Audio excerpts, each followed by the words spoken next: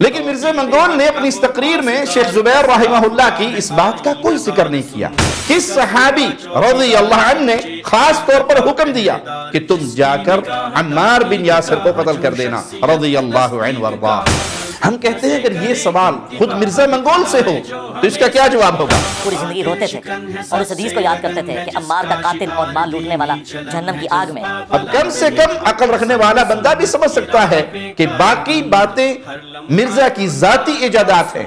انہوں بھی آواز پہ ہی آندھی ہے، ان کے بابوں کی طرح اس بابی کو بھی آواز آتی ہے، کتوں کٹ کے لے آیا ہیں مرزا سانو بھی دس دے۔ ایسا دھوکہ، ایسا فراڈ، ایسی کہانی بازی، افسانہ تراشی اور کذب بیانی، اگر آپ یہ سوچیں کہ اس کا مرزا منگول کو کیا فائدہ؟ ہر لمحہ قرآن اور سنت کا ترجمان، فضیلت الشیخ توصیف الرحمن۔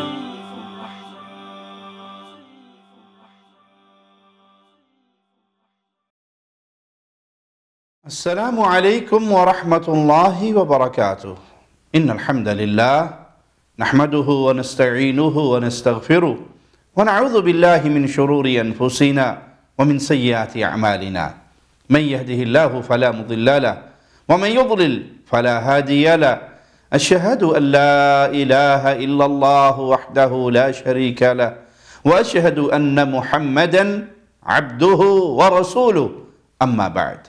سیدنا ابو الغادیہ رضی اللہ عنہ وارضاہ بیت رضوان میں شریک صحابہ میں سے ایک ہیں، اور اس بیت کے بارے میں اللہ مالک کا فرمان سورۃ الفتح کی آیت نمبر 18 میں ذرا سنیے۔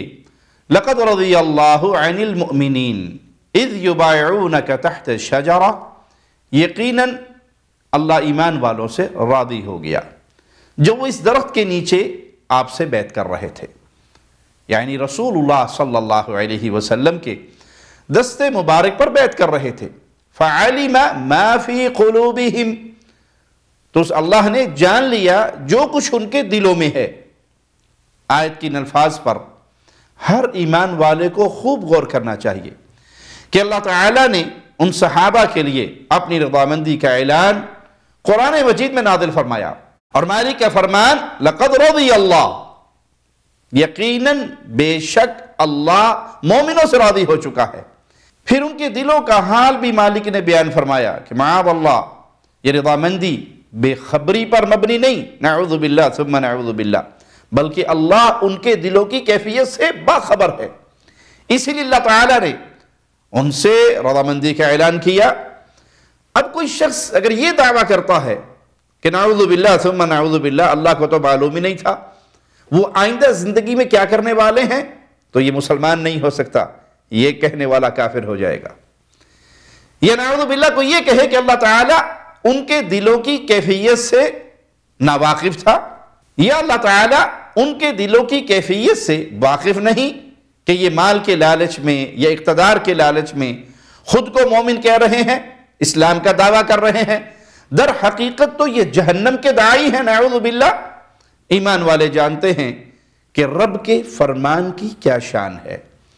اللہ تعالیٰ مزید فرماتا ہے فَأَنزَلَ السَّكِينَةَ عَلَيْهِمْ، اللہ نے ان پر سکینت نازل فرمائی، یعنی ان کے دلوں پر اطمینان اور چین طاری فرما دیا۔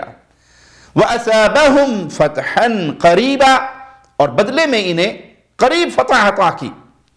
یہ قریبی فتح صلح حدیبیہ تھی، اس کے بعد تو فتوحات کا ایک سلسلہ شروع ہو گیا تھا۔ یہ بیت رضوان والے، یہ درخت کے نیچے پیارے نبی صلی اللہ علیہ وسلم کے مبارک ہاتھ پر بیعت کرنے والوں کی فضیلت ہے، جو اللہ مالک نے اپنے کلام میں بیان فرمائی۔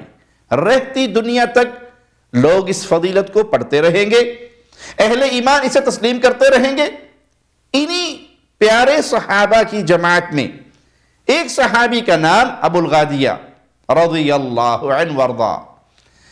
مرزا جہلمی نے اپنے اس بیان میں فضیلت الشیخ حافظ زبیر علی زئی رحمہ اللہ اور فضیلت الشیخ غلام مصطفیٰ ظہیر حافظہ اللہ کا بیان دکھانے کے بعد سیدنا ابو الغادیہ رضی اللہ عنہ پر بحث شروع کی۔ یہ سب کچھ آپ اس کی ویڈیو میں 19ویں منٹ سے دیکھ سکتے ہیں۔ جہاں تک تعلق ہے شیخ زبیر رحمہ اللہ کی اس بات کا یا شیخ امن پوری حافظہ اللہ کی بات کا کہ عمار بن یاسر رضی اللہ عنہ وارضا کا قتل سیدنا ابو الغادیہ رضی اللہ عنہ وارضا کے ہاتھوں ہوا، تو بے شک اس کا ذکر احادیث کی کتابوں میں موجود ہے۔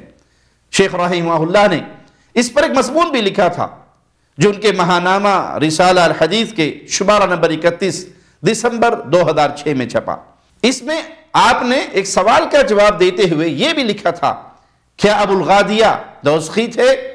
اس میں آپ نے ایک روایت قاتل عمار وصالبہ فی النار، عمار کا قاتل اور ان کا مال چھیننے والا دوزخی ہے۔ اس روایت کی سند پر آپ نے بحث کی اور اس کی حقیقت واضح کی کہ یہ روایت ثابت نہیں۔ صفحہ 26 پر پہلی سند پر بحث ہے، صفحہ 27 پر دوسری اور تیسری سند پر بحث ہے، اور صفحہ 28 پر آپ نے خلاصہ لکھا کہ یہ روایت اپنی تینوں سندوں کے ساتھ ضعیف ہے، لہذا اسے صحیح کہنا غلط ہے۔ لیکن مرزا منگول نے اپنی اس تقریر میں شیخ زبیر رحمہ اللہ کی اس بات کا کوئی ذکر نہیں کیا۔ آگے سنیے، 23ویں منٹ کے بعد سے مرزا اس پہ بحث کرتے ہوئے کہتا ہے، آپ بے شک نہ مانیں، ان کو ڈر لگا ہوا ہے کہ پھر لوگ پوچھیں گے کہ کس رضی اللہ عنہ نے، کس رضی اللہ عنہ کے کہنے پر عمار رضی اللہ عنہ کو شہید کیا۔ انا للہ و انا الیہ راجعون۔ یہ ہے مرزے کا طریقہ واردات کہ ایک روایت جس میں یہ بات تو بیان ہوئی کہ ابو الغادیہ رضی اللہ عنہ وارضا نے عمار بن یاسر رضی اللہ عنہ وارضا کو شہید کیا، لیکن یہ بات بھی کسی صحیح یا حسن سند سے ثابت ہے کہ ابو الغادیہ رضی اللہ عنہ کو کس صحابی رضی اللہ عنہ نے خاص طور پر حکم دیا کہ تم جا کر عمار بن یاسر کو قتل کر دینا رضی اللہ عنہ وارضا۔ یہ بات بھی کہیں ہے کوئی صحیح سند سے یا کم از کم حسن سند سے ہی دکھا سکتے ہیں؟ نہیں، یہ مرزا منگول کا طریقہ واردات ہے کہ روایت میں بات کیا ہوتی ہے لیکن یہ اپنے من چاہے باطل نتائج کے افسانے کیا سنانے لگتا ہے۔ ہم مرزے سے کہیں گے ایسی کوئی بات ثابت ہے تو پیش کرے، نہیں ہے تو وسوسے پھیلانے کا یہ باطل کام کر کے اپنے نامہ اعمال کو مزید گندہ نہ کرو۔ آگے سنیے اور مرزا منگول کی طرف سے لگائے مسند احمد کے اسکینز کو روک کر تسلی سے پڑھیں اس پہ کیا لکھا ہے۔ لیکن آپ کو نہیں بتاتے کہ ان کے بیٹے کو کس نے شہید کیا، وہ ہم آپ کو بتائیں گے۔ کھولیں مسند امام احمد میں، کئی احادیث ہیں، 4 تو کرٹیکل احادیث ہیں کہ حضرت ابو الغادیہ رضی اللہ تعالیٰ عنہ، ہم تو احترام سے ہی نام لیں گے، انہوں نے جنگ صفین کے اندر حضرت عمار کو شہید کیا، پوری زندگی روتے تھے۔ اب آپ ملاحظہ کریں کہ مرزے نے یہاں چند سیکنڈز میں مسند احمد کی حدیث نمبر 16,818، 17,931، 17,929 اور 6,929 پیش کر دی۔ ان میں جو پہلی روایت مرزے نے پیش کی 16,818، ہم اسی کا لگایا ہوا اسکیل لگا رہے ہیں۔ غور سے دیکھیں، اس میں سیدنا ابو الغادیہ رضی اللہ عنہ کا یہ الفاظ ہیں کہ اچانک ایک آدمی دوسرے کو برا بھلا کہنے لگا۔ میں نے کہا خدا کی قسم اگر اللہ نے لشکر میں مجھے تیرے اوپر قدرت دی تو تجھ سے حساب لوں گا۔ جنگ صفین کے موقع پر اتفاقاً میرا اس سے آمنا سامنا ہو گیا، اس نے زرہ پہن رکھی تھی لیکن میں نے زرہ کی خالی جگہوں سے اسے پہچان لیا۔ اس روایت سے کیا معلوم ہو رہا ہے کہ انہوں نے یہ پہچان لیا تھا کہ یہ وہی آدمی ہے جو کسی کو برا کہہ رہا تھا۔ وہ زرہ پہنے ہوئے تھے اس لیے پوری طرح معلوم نہیں کر پائے کہ یہ کون ہے۔ مزید سنیے ابو الغادیہ کیا فرماتے ہیں، میں نے اسے نیزہ مار کر قتل کر دیا، بعد میں پتا چلا کہ وہ عمار بن یاسر رضی اللہ عنہ وارضا ہیں۔ اب ان الفاظ پہ خوب غور فرمائیں کہ پہلے انہیں معلوم نہیں تھا کہ یہ عمار ہیں رضی اللہ عنہ وارضا، یہ تو ان کی شہادت کے بعد معلوم ہوا کہ یہ عمار بن یاسر ہیں۔ یہ روایت خود مرزا منگول کی پیش کرتا ہے اور اس میں یہ بات موجود ہے، لیکن مرزا ان روایات کو پیش کرنے سے پہلے ہی رافضیت کی خدمت بجا لاتے ہوئے برین واش کرتا ہے، ذہن سازی کرتا ہے، اپنا خیال لوگوں کے دل و دماغ میں ڈالنے کے لیے یہ کہتا ہے۔ ان کو ڈر لگا ہوا ہے کہ پھر لوگ پوچھیں گے کہ کس رضی اللہ عنہ نے، کس رضی اللہ عنہ کے کہنے پر عمار رضی اللہ عنہ کو شہید کیا۔ ہم کہتے ہیں اگر یہ سوال خود مرزا منگول سے ہو تو اس کا کیا جواب ہوگا کیا وہ اپنے اس وسوسے کا دلیل کے ساتھ کوئی ثبوت پیش کر سکتا ہے کہ واقعی کس نے حکم دیا تھا کہ ابو الغادیہ کو یا کسی اور کو کہ جاؤ اور سیدنا عمار بن یاسر رضی اللہ عنہ وارضاہ کو شہید کر دو؟ نہیں کر سکتا۔ تو پھر مرزے وسوسے ڈالنے کا مقصود سوائے رافضیوں کے تلوے چاٹنے کے اور ان کی گول کیپنگ کرنے کے اور کیا ہے؟ خلاصہ کلام کہ مرزا کی پیش کردہ مسند احمد کی حدیث نمبر 16818 میں نہ تو اس بات کا ثبوت ہے کہ کسی نے عمار رضی اللہ عنہ وارضاہ کو قتل کا حکم دیا تھا، اور نہ ہی اس بات کا کہ ابو الغادیہ نے عمار بن یاسر کو اپنا خاص ہدف بنا رکھا تھا، بلکہ اس کے برعکس یہ بات ثابت ہے کہ ان کی شہادت کے بعد ابو الغادیہ کو معلوم ہوا۔ اب کم سے کم عقل رکھنے والا بندہ بھی سمجھ سکتا ہے کہ باقی باتیں مرزا کی ذاتی ایجادات ہیں، اس کی افسانہ سازی ہے، اس کی مبالغہ آرائی ہے، اس کی رنگ امیزی ہے، یہ بے وجہ بات کا بتنگڑ بنا دیتا ہے اور سیدھی سی بات کا حلیہ بگاڑ دیتا ہے۔ اصل میں یہ پکا کہانی ڈالنے والا ہے۔ اس کی تمام حرکتوں کو، اس کے مزاج کو ذہن میں رکھتے ہوئے اسی کا پیش کردہ دوسرا سکین روایت نمبر 17931 دیکھیں اور خوب غور سے پڑھیں۔ اس میں بھی یہی واضح ہوتا ہے کہ کوئی پری پلان باقاعدہ منصوبہ بندی نہیں ہوئی تھی سیدنا عمار بن یاسر رضی اللہ عنہ کو شہید کر دینے کی، بلکہ اس سے وضاحت ہوتی ہے کہ عمر بن عاص رضی اللہ عنہ نے ان کی شہادت پر پریشانی کا اظہار کیا، وہ پریشان ہو گئے۔ البتہ امیر المؤمنین امیر معاویہ رضی اللہ عنہ وارضاہ کی توجیہ درست رہی، لیکن ان کے دیگر فضائل کو سامنے رکھنے والا کوئی بھی منصف مزاج انصاف پسند بندہ اس کو بہانہ بنا کر ان کے خلاف بد کلامی اور طعن و تشنیع نہیں کر سکتا۔ ہاں لیکن جو بغض معاویہ میں مرا ہوا ہو اس سے کچھ بعید نہیں کہ وہ اپنے بغض اور کینے کی وجہ سے باز نہیں آ سکتا الا ان یشاء اللہ۔ اب آئیے مرزے کے پیش کردہ تیسرے سکین کی طرف، اور اس میں مسند احمد کی روایت نمبر 17929 خوب غور سے دیکھیں، عربی متن اور ترجمہ ایک ہی پیج پر ہے۔ پھر مرزے کے یہ الفاظ بھی غور سے سنیں۔ پوری زندگی روتے تھے اور اس حدیث کو یاد کرتے تھے کہ عمار کا قاتل اور مال لوٹنے والا جہنم کی آگ میں ہے۔ اور اب دوربین لگا کے چیک کریں، تلاش کریں کہ اس حدیث میں یہ والے الفاظ جو مرزے منگول نے بیان کیے یا مرزے نے گھڑ دیے کہ ابو الغادیہ اس حدیث کو یاد کرتے روتے تھے، تلاش کریں، خوب اچھی طرح تلاش کریں۔ مرزا منگول بھی تلاش کرے، اس کے مرزائی فالوورز بھی تلاش کریں۔ اللہ کی مخلوق کو اللہ کا شریک بنانے والے قبر پرست، گھوڑا پرست، رافضی بھی مل کر سر جوڑ کر تلاش کرے کہ ان کا یہ منگول گول کیپر یہ والی بات کہاں سے گھڑ لایا۔ وہ رافضیوں کے یہاں مجلس پڑھتے ہوئے آتی، آواز پہ آندی ہے اے مردے دے کانچ بھی کس نے کوک ماری شیطان نے، انہوں بھی آواز پہ آندی ہے۔ ان کے بابوں کی طرح اس بابی کو بھی آواز آتی ہے، کتھوں کٹ کے لے آیا ہیں مرزا سانو بھی دس دے۔ ایسا دھوکہ، ایسا فراڈ، ایسی کہانی بازی، افسانہ تراشی اور کذب بیانی، اگر آپ یہ سوچیں کہ اس کا مرزا منگول کو کیا فائدہ ہے تو جواباً ہم عرض کریں گے کہ مرزا اس طرح کی کہانی بنا کر یہ ثابت کرنے کی کوشش کر گیا کہ ابو الغادیہ بھی اس بات کو حدیث قرار دیتے تھے، مانتے تھے، جبکہ اس روایت میں اور اس سے پہلے پیش کردہ اس کی طرف سے لگائے حوالوں میں یہ بات ہے ہی نہیں۔ پھر تیسری روایت جو مرزے نے پیش کی 17929، اس کی سند عربی متن میں موجود ہے، آپ دیکھ لیں۔ اور اس سند میں حماد بن سلمہ وہ کہتے ہیں کہ اخبرنا ابو حفص و کلثوم، ہمیں یہ خبر دی ابو حفص نے اور کلثوم بن جبر نے۔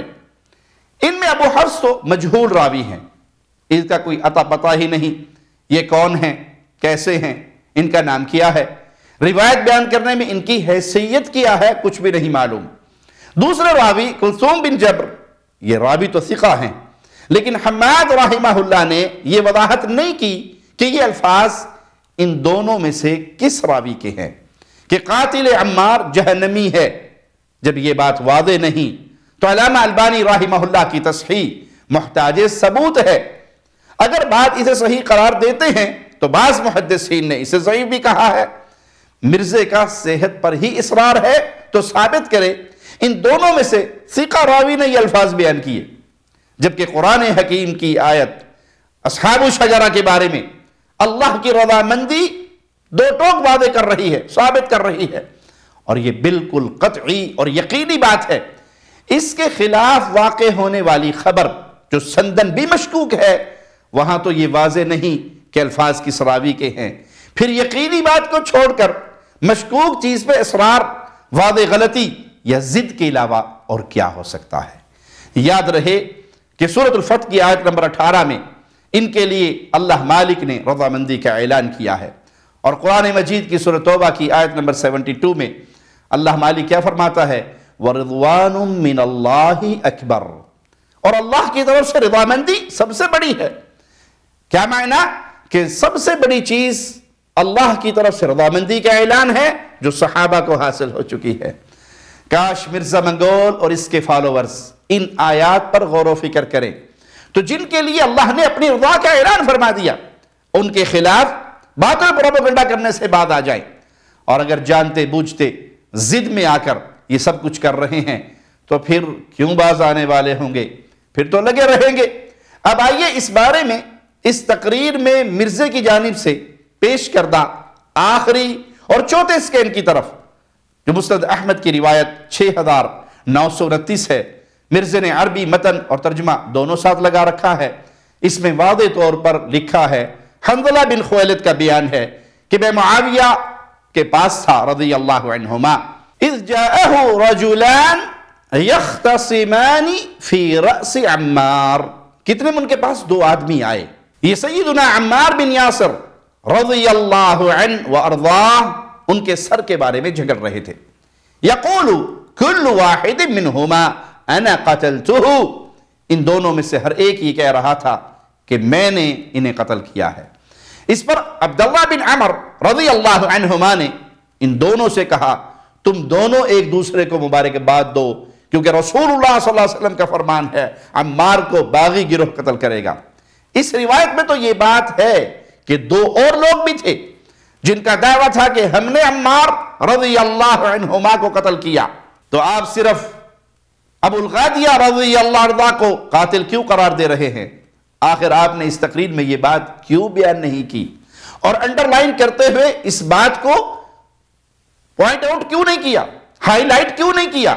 اگر مرزا یہ کہتا ہے کہ آپ کے علامہ البانی اور شیخ زبیر نے بھی صرف ابو الغادیہ رضی اللہ عنہ وارضاہ کو قاتل بتایا، تو ہم عرض کریں گے ہم نے اپنی کسی بزرگ کو معصوم نہیں مانا، ان سے غلطی ہو سکتی ہے بلکہ ہوئی ہے، لیکن مرزا تو کہتا ہے کہ میں باپ بھی نہیں ہوں، پھر اپنی پیش کی ہوئی اس روایت کو چھوڑ کر باپوں کی پیروی کر کے باپ بھی کیوں بن گیا؟ جعلی کتابی اور اصلی بابی اس کا جواب دے۔ مرزا جب ان باتوں کا جواب دے گا تو ہم مزید تفصیل عرض کریں گے اللہ کی توفیق اور اس کے فضل سے۔ آگے بڑھنے سے پہلے بس اتنا عرض کرتے ہیں کہ مرزا کے پیش کیے سکین سے روب میں آنے والے بھائی، دوسروں پر بے وجہ روب جھاڑنے والے بھائی، یہ بھی دیکھ لیا کریں ان حوالوں میں لکھا کیا ہوتا ہے اور مرزا بتا اور بنا کیا رہا ہوتا ہے۔ اس کی جو کہانی کرانے کی عادت ہے اس کو چھوڑ کر ذرا اس سکین کو قریب کر کے پڑھ بھی لیا کریں۔ جی ہاں، مرزا باتیں بنا دیتا ہے اور کہانیاں ڈالتا ہے۔ آئیے مزید سنیے مرزا کیا کہتا ہے۔ اس حدیث کا انکار تو حضرت معاویہ نے خود نہیں کیا یار، ان سے متعلق بھی حدیث موجود ہے، عمر بن عاص انہیں آگے بتا رہے ہیں، بس باطل تعویل انہوں نے کر لی اس کی کہ نہ علی لے کے آتا اور نہ یہ شہید ہوتا۔ پھر مولا علی کو جب پتا چلا انہوں نے کیا کہ اچھا پھر حمزہ کا قاتل کیا رسول اللہ تھے کہ نہ عہد میں لے کے آتے اور نہ وہ شہید ہوتے؟ یہ کون سی کہانیاں کروا رہے ہو؟ بدتمیز مرزا منگول کی باتوں کا سٹائل دیکھیں، ایسے لگتا ہے کہ کبھی کہیں سے تمیز و ادب کی تعلیم اسے ملی ہی نہیں۔ ویسے بڑے احترام کا ڈھونگ رچاتا ہے دھوکہ دینے کے لیے، جھوٹ بولتا رہتا کہ جی ہم تو پھر بھی احترام ہی کریں گے۔ یہ احترام تو بالکل نہیں کرتا، البتہ احترام کے نام پہ ناٹک کرتا ہے، اور وہ بھی ناکام ناٹک۔ امیر المؤمنین امیر معاویہ رضی اللہ عنہ نے عمار بن یاسر رضی اللہ عنہ وارضاہ کے قتل سے برات کے لیے جو کچھ فرمایا وہ اگر بجا نہ بھی ہو تو اس پر باطل تعویل کا جملہ کسنا اور کہانیاں ڈالنے کی تہمت گھڑنا مرزے کا جعلی احترام اور حقیقی بدتمیزی ہے۔ اب خود مرزے نے جو کہانی ڈالی، جو افسانہ گھڑا کہ امیر المؤمنین امیر علی رضی اللہ عنہ وارضاہ کی طرف جو بات منسوب کی ہے، اس سے کہیں گے اس کی اگر کوئی حقیقت ہے تو اس بات کی دلیل صحیح یا حسن سروں سے پیش کر دے، ورنہ مان لے کہ یہ اصلی پکا بہت بڑا بابی اور اس مشن کو لوگوں میں پھیلانے والا، لوگوں کو بابی بنانے والا اور بابوں کی بے سند باتیں کر کے کہانیاں ڈالنے والا کہانی بابی پارٹی کا سربراہ ہے۔ ورنہ یہ ثبوت پیش کرے، یہ قول بما سند کس کتاب میں ہے؟ بابوں کے اقوال اگر مل بھی گئے تو اس سے اسے فائدہ نہیں۔ ہمارا مطالبہ کیا ہے کہ صحیح یا حسن سند کے ساتھ امیر المؤمنین امیر علی علیہ السلام سے یہ دکھائے۔ 24ویں منٹ کے بعد مرزے نے جو کہا ذرا وہ بھی سنیے۔ اور محدث اعظم سعودیہ عرب میں اہل حدیث کے امام، اس دور کے امام بخاری شیخ ناصر الدین البانی، انہوں نے سلسلہ حدیث صحیحہ میں 2008 نمبر جو عربی نمبرنگ کے مطابق ہے، ابن حجر اسقلانی کا رد کیا کہ یہ بڑی مشکل تعویل ہے کہ اس کو صحابیت اور اصحاب شجرہ والی فضیلت مسلم شریف کی کفایت کر جائے گی کہ اصحاب شجرہ جو ہیں ان کے بارے میں اللہ سے امید کرتا ہوں کہ انہیں جہنم کی آگ نہیں چھوئے گی۔ انہوں نے کہا یہ جنرل حدیث ہے، جب اسپیسیفکلی نبی علیہ السلام کسی کے بارے میں فرما دینا، اس سے وہ عام جو اس کی فضیلت ہے وہ اٹھ جائے گی۔ انہوں نے کہا یہ کہاں پہ آپ کہہ رہے ہیں ابوالغادیہ کے بارے میں؟ اور اس کو تو کسی نے رافضی نہیں کہا، محدث اعظم کو۔ اس میں تو کوئی شک نہیں کہ حدیث کی تخریج و تحقیق میں علامہ ناصر الدین البانی رحمہ اللہ کے ایک مقام، ان کی عظیم علمی خدمات ہیں، لیکن عرب و عجم میں ان کے قدردانوں میں سے کسی نے بھی کبھی بھی انہیں خاص ان کے فن میں بھی حرف آخر نہیں سمجھا۔ خود علامہ البانی رحمہ اللہ نے بھی کئی ایک مقامات پر رجوع کیا۔ تراجعات البانی کا ذکر اہل علم کے ہاں مشہور و معروف ہے۔ اصحاب الشجرہ اہل بیت رضوان کی فضیلت میں صرف صحیح مسلم کی یہ حدیث ہی نہیں بلکہ قرآن حکیم کی واضح آیات بھی موجود ہیں۔ خود مرزے کی زبانی بھی ہم آپ کو سنوا سکتے ہیں، تو ذرا سنیے۔ لقد رضی اللہ عن المؤمنین، لقد رضی اللہ عن المؤمنین، بے شک اللہ تعالیٰ راضی ہو گیا مومنین سے، اذ یبایعونک تحت الشجرہ، جبکہ اے محبوب صلی اللہ علیہ وسلم وہ درخت کے نیچے آپ کی بیعت کر رہے تھے صلح حدیبیہ کے موقع پر، جب سیدنا عثمان غنی رضی اللہ تعالیٰ عنہ کی شہادت کی خبر عام ہو گئی، صحیح بخاری میں موجود ہے، تو حضور صلی اللہ علیہ وسلم نے پھر 1400 صحابہ جو ساتھ تھے ان سے بیعت لی، موت کے اوپر بیعت لی کہ اب ہم یہاں سے واپس نہیں جائیں گے جب تک کہ قتل عثمان کا بدلہ نہ لے لیں، لیکن وہ افواہ تھی، بعد میں حضرت عثمان غنی آ گئے، بلکہ یہ معاملہ اس طریقے سے ہوا۔ تو اللہ تعالیٰ نے فرمایا کہ اللہ ان سے راضی ہو گیا ہے، ان مومنین سے، وہ 1400 کے قریب کہ جنہوں نے آپ صلی اللہ علیہ وسلم کی بیعت کی درخت کے نیچے۔ فعلم ما فی قلوبہم، تو اللہ تعالیٰ نے جانچ لیا جو ان کے دلوں میں تھا، انہوں نے اپنا ایمان ہونا ثابت کر دیا۔ خود دیکھ لیں مرزے کے بقول بھی اللہ تعالیٰ نے سخت آزمائش اور جانچ کے بعد ان سے راضی ہونے کا اعلان فرمایا، کیونکہ وہاں موجود 1400 صحابہ نے اپنا ایمان ثابت کر دیا تھا۔ مزید سنیں اسی مسئلے میں مرزا کیا کہتا ہے۔ سورۃ الفتح کی آیت نمبر 29 آخری آیت ہے، بڑی مشہور آیت، محمد الرسول اللہ، محمد صلی اللہ علیہ وسلم اللہ کے رسول ہیں، والذین معہ، اور جو ان کے ساتھی ہیں، اشداء علی الکفار، وہ کافروں پر تو بڑے سخت ہیں، رحماء بینہم، لیکن آپس میں بڑے نرم دل ہیں، ایک دوسرے کا خیال رکھنے والے۔ لیکن یاد رکھیے گا یہ تمام صحابہ کے بارے میں نہیں ہے، یہ صلح حدیبیہ کے موقع پر آیات نازل ہوئی ہیں، اس سے مراد بعد کے لوگ نہیں ہیں، یہ وہ 1400 صحابہ کی شان ہے۔ اسی لیے میں نے اوپر وہ آیت رکھی تھی کہ اللہ کس سے راضی ہوا؟ صلح حدیبیہ کے، اور انہی کے کانٹیکس میں یہ آخری آیت اسی صورت کی آ رہی ہے کہ یہ وہ صحابہ ہیں۔ تو پیارے بھائیو، یہ ہے مرزے کا فارمولہ آپ کے سامنے۔ ہمیں اس کی اس بات سے اتفاق نہیں کہ یہ بات صرف انہی 1400 صحابہ کے ساتھ خاص ہے، بعد میں آنے والوں کے لیے نہیں۔ اور الحمدللہ یہ خود بھی بعد میں اپنے اس فارمولے کا کچوبر نکال چکا ہے۔ فی الحال ہم اس کی تفصیل میں نہیں جا رہے کہ بات پہلے ہی کافی پھیل چکی ہے۔ اس جگہ مرزے کا یہ کلپ پیش کرنے کا مقصد صرف اتنا ہے کہ اس کی بیکار تھکی ہوئی پھس پھسی انجینئرنگ کے مطابق تو یہ فضیلت بھی عام نہیں بلکہ خاص ہے، اور صرف صلح حدیبیہ میں شریک صحابہ کی شان ہے کہ ان سے اللہ راضی ہو چکا ہے، اور انہی کے بارے میں اللہ کا یہ فرمان ہے والذین معہ اشداء علی الکفار رحماء بینہم، جو لوگ محمد صلی اللہ علیہ وسلم کے ساتھ ہیں وہ کافروں پر بڑے سخت ہیں اور آپس میں بہت رحم دل۔ جب صلح حدیبیہ کے موقع پر ابو الغادیہ بھی شریک بیعت تھے اور عمار بن یاسر بھی شریک بیعت تھے رضی اللہ عنہما، تو یہ بات قرآن حکیم کی نص صریح سے ثابت ہو گئی کہ ان کے درمیان کوئی دشمنی نہیں تھی اور یہ آپس میں رحم دل ہی تھے۔ اور جب یہ خاص فضیلت ہے اور وہ غیر ثابت ضعیف روایت بھی خاص وعید ہے، جبکہ اس کے مقابلے میں خاص فضیلت صحیح مسلم کی حدیث سے بھی ثابت ہے۔ دارالسلام کی نمبرنگ کے مطابق 6404 سیدنا جابر رضی اللہ عنہ سے روایت ہے، لا يدخل النار انشاء اللہ من اصحاب الشجرہ احد من الذین بایعوا تحتها، انشاءاللہ اصحاب الشجرہ میں سے کوئی ایک بھی جس نے درخت کے نیچے بیعت کی تھی جہنم میں داخل نہیں ہوگا۔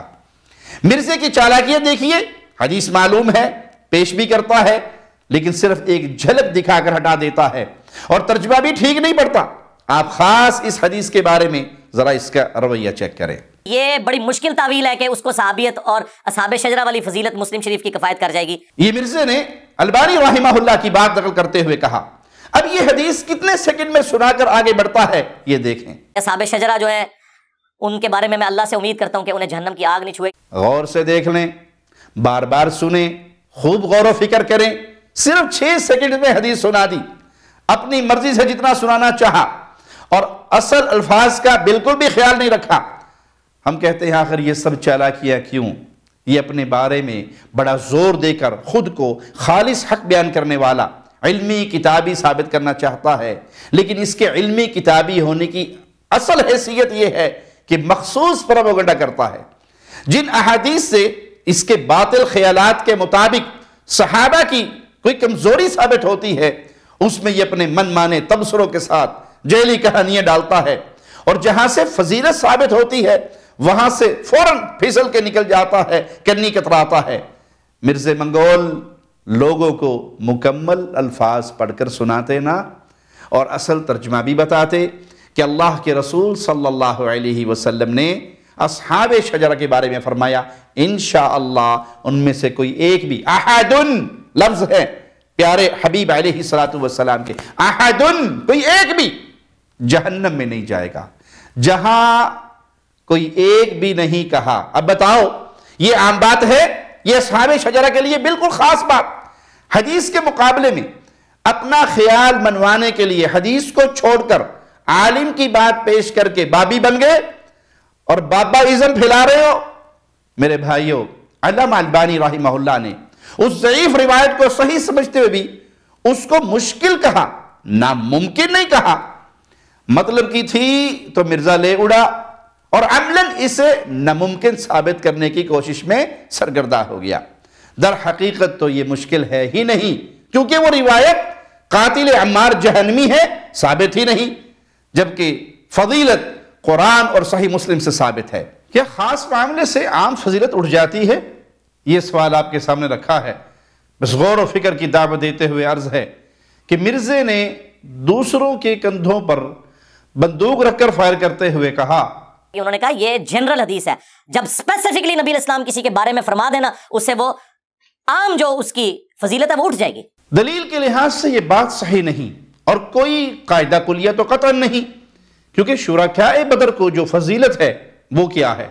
صحیح بخاری حدیث نمبر 3007 امیر المؤمنین امیر علی رضی اللہ عنہ وارضاہ سے روایت کہ رسول اللہ صلی اللہ علیہ وسلم نے انہیں اور سیدنا زبیر بن عوام، مقداد بن اسود، ان تینوں کو روانہ کیا۔ روضہ خاک کے مقام تک پہنچو، وہاں سواری پہ سوار تم ایک عورت ملے گی، اس کے پاس ایک خط ہوگا، وہ خط اس سے لے لو۔ سیدنا علی فرماتے ہیں کہ ہم چل دیے یہاں تک کہ اس مقام پر پہنچ گئے جہاں وہ عورت تھی۔ ہم نے اس سے کہا وہ خط نکالو، اس عورت نے کہا میرے پاس تو کوئی خط نہیں۔ علی رضی اللہ عنہ وارضاہ فرماتے ہیں ہم لوگوں نے اس عورت سے کہا یا تو خط نکالو یا ہم تمہاری تلاشی لیں گے، تلاشی میں تمہارا لباس اتار دیں گے۔ تو اس نے اپنے جوڑے سے خط نکال کر دے دیا۔ ہم وہ خط لے کر رسول اللہ صلی اللہ علیہ وسلم کے پاس آئے تو وہ خط حاطب بن ابی بلتہ رضی اللہ عنہ وارضاہ کی طرف سے مشرکین مکہ کو لکھا گیا تھا، جس میں رسول اللہ صلی اللہ علیہ وسلم کی پیش رفت کے حوالے سے کچھ خبر دی تھی، تو اللہ کے نبی صلی اللہ علیہ وسلم نے کہا اے حاطب یہ کیا معاملہ ہے؟ انہوں نے کہا اللہ کے نبی صلی اللہ علیہ وسلم میرے بارے میں جلدی نہ فرمائیے، میرا معاملہ یہ ہے کہ قریش میں میری کوئی قرابت تو نہیں ہے، آپ کے ساتھ جو مہاجرین ہیں ان کی وہاں رشتہ داریاں ہیں جن کی وجہ سے ان کے بچے ان کا مال محفوظ ہے، تو میں نے صرف یہ چاہا کہ اگر نسب کی وجہ سے مجھے کوئی فائدہ حاصل نہیں تو میں ان پر ایک احسان کر کے یہ فائدہ حاصل کر لوں جس کی وجہ سے وہ میرے بچوں کی حفاظت کرے۔ میں نے کفر یا ارتداد کی وجہ سے ایسا نہیں کیا اور نہ ہی اسلام کے بعد کفر سے راضی ہو کر ایسا کیا۔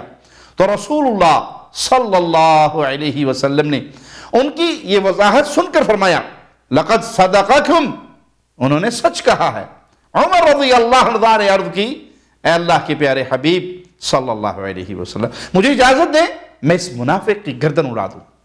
تو رسول اللہ صلی اللہ علیہ وسلم نے فرمایا انہو قد شہد بدرا، یہ تو جنگ بدر میں شریک ہوئے تھے۔ وما يدريك لعل الله ان يكون قد اطلع على اہل بدر، آپ نہیں جانتے یقیناً اللہ تعالی نے مجاہدین بدر پر اللہ اطلاع رکھتا ہے۔ کیا معنی؟ اللہ تعالی ہمیشہ سے ان کے آخر تک کے احوال سے پوری طرح باخبر ہے، اس کے علم سے کوئی بات چھپی بھی نہیں کہ جن سے اللہ اب راضی ہو رہا ہے بعد میں ان کے دل کے اندر کوئی معاملات الٹے تو نہیں ہو جائیں گے۔ اللہ تو سب چیزوں کا جاننے والا اور سارا معاملہ اس کے سامنے کھلا ہوا ہے، کوئی چیز چھپی بھی نہیں۔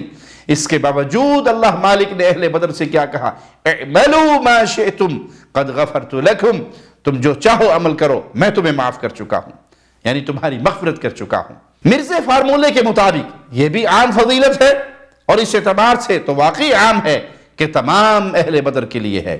اس کے باوجود ایک خاص واقعے میں جسے خود مرزا رسول اللہ صلی اللہ علیہ وسلم سے غداری بھی قرار دے چکا ہے، رسول اللہ صلی اللہ علیہ وسلم نے اہل بدر والی فضیلت ہی پیش کی، یہ نہیں فرمایا کہ جو وہ فضیلت اہل بدر کے لیے عام ہے وہ باقی نہیں رہی۔ تو مرزا کا حدیث سے مسئلہ سمجھنے اور قبول کر لینے کی بجائے ایک عالم کا قول پیش کرنا بابا پونا نہیں تھے اور کیا ہے، اے آپ سب تو وڈا بابی ہے۔ سیدنا حاطب بن ابی بلتہ کے بارے میں مرزا کے الفاظ بھی سن لیں، کہیں یہ شکایت نہ رہے کہ توصیف صاحب نے ثبوت تو دیا نہیں۔ وہاں پہ باقی اصحاب کی کیا حالت ہوئی ہوگی؟ سیدنا عمر رضی اللہ تعالیٰ عنہ علیہ السلام نے تلوار نکال لی، انہوں نے کہا یا رسول اللہ اجازت دیں اس منافق کی گردن اتار دی جائے۔ اب یہ سیدنا عمر کا یعنی جو ایٹیچیوڈ تھا وہ بالکل ٹھیک تھا کہ نبی کے ساتھ غداری کرنے والا منافق ہی ہو سکتا ہے۔ آپ علیہ السلام فرمایا عمر بیٹھ جاؤ، کیا تمہیں معلوم نہیں ہے کہ اللہ تعالیٰ نے بدری اصحاب کی اگلی پچھلی غلطیاں معاف کر دی ہیں، تو یہ بدری اصحاب میں سے ہے، اسے چھوڑ دو۔ صحیح بخاری کی حدیث انٹرنیشنل نمبرنگ کے مطابق 3007 کے عین مطابق ہم کہتے ہیں کہ ابو الغادیہ رضی اللہ عنہ جو کہ دلائل کے مطابق اصحاب شجرہ میں سے ایک ہیں، اگر ان سے یہ معاملہ ثابت ہو بھی جاتا تب بھی قرآن و حدیث میں بیان فرمودہ وہ خاص فضیلت جو اصحاب الشجرہ کو حاصل ہوئی اسے ختم سمجھنا بالکل غلط ہے۔ مرزا نے حدیث کو حدیث سے سمجھنے کی بجائے اپنے باطل پروپیگنڈے کو ثابت کرنے کے لیے بابی بننا پسند کیا۔ ویسے بھی یہ ہے تو پکا بابی، لیکن ان بابوں کا بابی جن کی بات اس کے رافضی مزاج کو تسکین پہنچاتی ہو۔ باقی رہا اس کا یہ سوال کہ آپ پھر البانی رحمہ اللہ کو رافضی کیوں نہیں کہتے، تو جواباً عرض ہے کہ ایک حدیث کو صحیح سمجھ لینے پھر اس معاملے میں ان کی غلط فہمی تو بے شک ہے، لیکن عمومی مزاج ان کا صحابہ کے خلاف گستاخی کرنا، ان پہ جملے کسنا، بدتمیزی کرنا یا اپنی زبان سے یہ کہنا کہ میرے دل میں ان کے لیے میل ہے، یہ امام البانی رحمہ اللہ سے ثابت نہیں، اس لیے ہم انہیں رافضی نہیں کہتے۔ اور مرزا کا یہی وطیرہ ہے کہ بدتمیز اور گستاخی کے ساتھ یہ صحابہ پر جھوٹ بولتا جاتا ہے، صحابہ سے بغض رکھتا ہے، بظاہر احترام شو کرتا ہے اور حقیقت میں گستاخی کرتا ہے۔ اسی لیے ہم ڈنکے کی چوٹ پر کہتے ہیں مرزا انجینئر منگول کھلا ہوا رافضی ہے۔ عقل و ویلی اصلی بابی پارٹی علامہ البانی رحمہ اللہ کا یہ جو مقام بتا رہا ہے الحمدللہ ہمیں پہلے ہی معلوم ہے، لیکن ہم کسی کی اندھی تقلید نہیں کرتے۔ تم جتنے بھی علمی کارنامے گنواؤ، یاد رکھنا کہ ہم اہل الحدیث ہیں، ہم نے علمی طور پر علامہ البانی رحمہ اللہ سے ہزاروں درجے زیادہ فضیلت رکھنے والے لوگوں کو بھی کبھی معصوم نہ مانا نہ ان کی اندھی تقلید کی، ہر غلط بات کو غلط اور صحیح کو صحیح کہا۔ تو البانی رحمہ اللہ کی غلطی پر ان کی اندھی تقلید کیسے کر سکتے ہیں؟ مرزا بابی کو بھی اس بات کا مکمل پتہ ہے، پھر بھی اپنی حرکتوں سے باز نہیں آتا۔ مزید دیکھیے مرزا کیا کہتا ہے۔ تو باقاعدہ طور پر شیخ البانی نے اس حدیث کو ڈسکس کیا ہے، کیسے یہ جان چھڑا سکتے ہیں۔ علامہ البانی رحمہ اللہ سے پہلے امام ذہبی رحمہ اللہ اس روایت کو کہ قاتل عمار وسالبہ فی النار، عمار کا قاتل اور مال لوٹنے والا جہنم میں ہے، اس حدیث کا ضعف بیان کر چکے ہیں۔ اگر مرزا کا اصرار ہے کہ یہ صحیح ہے تو بابی پوڑے سے جان چھڑا کر اصول حدیث کے مطابق پہلے اس روایت کو صحیح ثابت کر دکھائے۔ جب ہم کسی بھی غیر نبی کی بات کو حرف آخر اور دلیل کا درجہ نہیں دیتے تو جان چھڑانے والی بات سوائے حماقت کے اور کچھ نہیں۔ مرزا منگول نے دھوکہ دیتے ہوئے مزید کہا، الحمدللہ چیزیں احادیث کے اندر بالکل واضح ہیں، لیکن چونکہ ان لوگوں کو پتہ ہے کہ ہم جن کے ریال خور ہیں، جس ملوکیت کے، ہم نے اس ملوکیت کا کرنا ہے دفاع، بس صرف یہ وجہ ہے۔ اس دفاع کے اندر آگے نا ہمیں یہ مشورے دے رہے ہیں کہ جی آپ جو ہے نا وہ نیوٹرل ہو جاتے ہیں۔ کیوں نیوٹرل ہوتے ہیں بھائی؟ چیزیں تو بالکل واضح ہیں الحمدللہ، لیکن مرزا کی رافضیانہ انجینئرنگ واضح نہیں ہے۔ احادیث یا آثار جو دکھاتا ہے اس میں ہوتا کچھ ہے، یہ کہانی کچھ ڈالتا ہے۔ جو بات اس کے خلاف ہو اس کو بدل کر بتاتا ہے، اور اس کہانی باز بابی تقلیدی کو پتا ہے کہ یہ اپنے رافضیت زدہ خیالات کو کبھی حق ثابت نہیں کر سکتا، تو پھر سیاسی بیان بازی شروع کر دیتا ہے۔ ملوکیت کو بھی تمہارے بابوں مودودی اور جھالوی نے برا بتایا ہے، وگرنہ قرآن مجید میں ایمان والوں کی ملوکیت کو نعمت قرار دیا گیا۔ سورۃ المائدہ آیت نمبر 20 کو سنیے، وَإِذْ قَالَ مُوسَى لِقَوْمِهِ يَا قَوْمِ اذْكُرُوا نِعْمَةَ اللَّهِ عَلَيْكُمْ إِذْ جَعَلَ فِيكُمْ أَنْبِيَاءَ وَجَعَلَكُمْ مُلُوكًا۔ اور جب موسیٰ علیہ السلام نے اپنی قوم سے کہا، اے میری قوم، اپنے اوپر اللہ کی نعمت یاد کرو، جب اس نے تم میں انبیاء بنائے اور تمہیں بادشاہ ملوک بنایا۔ سورۃ بقرہ کی آیت نمبر 246 غور سے پڑھیں، جس میں اللہ تعالیٰ نے بیان فرمایا کہ موسیٰ علیہ السلام کے بعد بنی اسرائیل کے سرداروں نے اپنے نبی سے کہا، ہمارے لیے بادشاہ ملک مقرر کیجئے تاکہ ہم فی سبیل اللہ قتال کریں۔ تو ان کے نبی نے یہ نہیں کہا، اے بنی اسرائیل تمہیں کیا ہو گیا، تم ملوکیت طلب کر رہے ہو، بلکہ اگلی آیت 247 دیکھ لیں، وَقَالَ لَهُمْ نَبِيُّهُمْ إِنَّ اللَّهَ قَدْ بَعَثَ لَكُمْ طَالُوتَ مَلِكًا۔ ان کے نبی نے فرمایا اللہ نے تمہارے لیے طالوت کو بادشاہ مقرر فرما دیا۔ پھر سورۃ بقرہ کی آیت 251 دیکھ لیں، اللہ تعالیٰ نے طالوت کی فتح کے بعد داؤد علیہ السلام کو بادشاہ بنایا۔ لیکن اس بابی مرزے کو کچھ پتہ ہے نہیں، سیاسی بھاشن بازیاں کر کے کہانیاں ڈال رہا ہے ملوکیت کے دفاع کے لیے، تو قرآن حکیم کی یہ آیات ہی کافی ہیں۔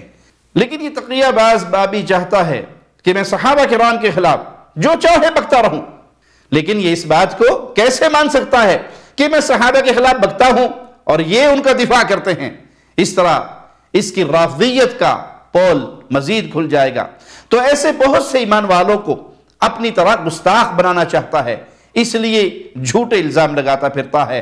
باقی نیوٹرل رہنے کی بات کیوں کی تھی یہ تو ہم پہلے بتا چکے ہیں اللہ کی رحمت سے، لیکن غیر جانبدار رہنے والے صحابہ کے خلاف اس نے جو باطل پروپیگنڈا کیا اور طوفان بدتمیزی کا جو نمونہ دکھایا، اس کا جواب ہم انشاءاللہ پوری تفصیل سے عرض کریں گے۔ اللہ سے دعا ہے، اے اللہ زندگی کے آخری لمحات تک اپنے دین کا خادم اور چوکیدار بنا کے رکھنا، پیارے نبی صلی اللہ علیہ وسلم کا دیا ہوا عقیدہ توحید لوگوں میں عام کرتے رہیں، رسول کریم صلی اللہ علیہ وسلم کی رسالت کا پیغام لوگوں تک پہنچاتے رہیں، پیارے نبی صلی اللہ علیہ وسلم کی ختم نبوت کا دفاع کرتے رہیں، آپ کی آل اور آپ کے اصحاب کی عزتوں کا دفاع کرتے رہیں۔ اسی نوکری چاکری کے دوران ہی اللہ تو ہم سے راضی ہو کر ہمیں اپنے پاس شہادت کی موت دے کے بلانا۔ اقول قولی ھذا واستغفر اللہ لی ولکم ولسائر المسلمین۔ ہر لمحہ قرآن اور سنت کا ترجمان، فضیلت الشیخ توصیف الرحمان۔